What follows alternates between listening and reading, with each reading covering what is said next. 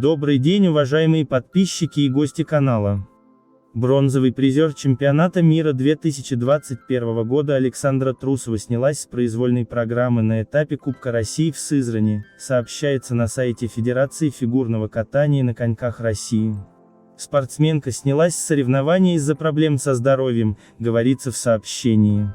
Трусова в четверг стала лучшей в короткой программе с результатом 74,53 балла. Заслуженный тренер СССР Татьяна Тарасова высказалась об ошибках на прыжках Александры Трусовой, которые она допускает на старте сезона. Насколько с вашей точки зрения, вообще критично, что Трусова ошибается в прыжках в начале сезона?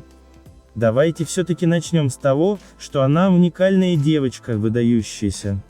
Такой фигуристки в мире нет и никогда не было, и не факт, что на нашем веку появится. Это не оспаривается, но все ведь хотят, чтобы она еще и не ошибалась. Так не бывает, в фигурном катании падают даже те, кто вообще не делает сложных прыжков. Возьмите ведущих мужчин-одиночников. Не каждый из них прыгнет в произвольный 3 четверных, а мы говорим о 5. Конечно, надо понимать, что Саша идет в олимпийский сезон по абсолютному максимуму. Мне кажется, как я уже сказала, что прыжки в ее программе расположены очень удачно, а это главное. Значит, эту произвольную нужно просто накатать. Причем так, чтобы остальные соперницы, выходя на один лед с Сашей, понимали, что могут бороться только за второе место. На тренировках Саша делает свои прыжки так легко, что силишься понять, как это вообще возможно. При этом в короткой программе она не первый сезон проигрывает своим соперницам. Это как раз легко объяснить, Трусова делает программу с тройным акселем, и пока срывает этот прыжок на соревнованиях. Как только аксель получится стабилизировать, все встанет на свои места. Насколько сложен, по вашему опыту, этот последний шажок, от неуверенного прыжка к стабильному? Я не вижу у Трусовой неуверенности, на разминках она прыгает аксель идеально, совершенно не по-женски. Просто нужно понимать, что такое сложный прыжок.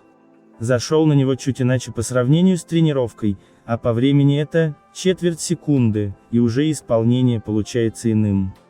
Выходит, ключ к успеху не в самом прыжке, а в заходе на него.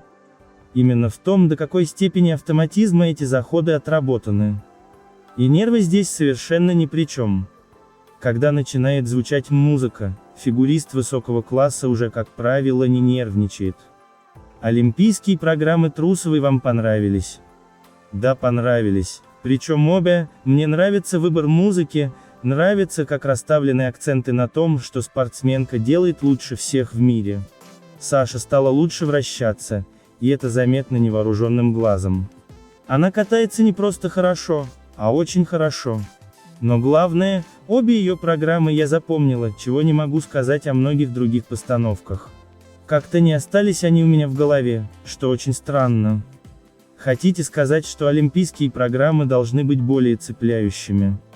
Мне кажется, да. С другой стороны, восприятие тоже ведь меняется по ходу сезона. Появляется оточенность в элементах, соответственно, появляются аплодисменты, что всегда украшает прокат, меняет общую картину. У тех же пар все программы ставятся прежде всего так, чтобы подчеркнуть элементы. Будут элементы, зрители начнут соответственно реагировать. А когда программа от начала и до конца идет на аплодисментах, уже не так важно, под какую музыку катаются фигуристы. Генеральный директор Центра спорта и образования «Самбо-70» Ринат Лайшев сообщил, что фигуристка Александра Трусова будет присутствовать в пятницу на 50-летнем юбилее своей школы, который пройдет в Государственном Кремлевском дворце. Трусова не будет выступать, она будет просто гостем. Олимпийская чемпионка 2018 года в одиночном катании Алина Загитова и серебряный призер игр Евгения Медведева станут ведущими торжественного вечера, посвященного 50-летнему юбилею школы Самбо-70, ученицами которой они являются. Об этом сообщил директор учебного заведения Ринат Лайшев. Мероприятие пройдет в пятницу, 24 сентября, в Государственном Кремлевском дворце.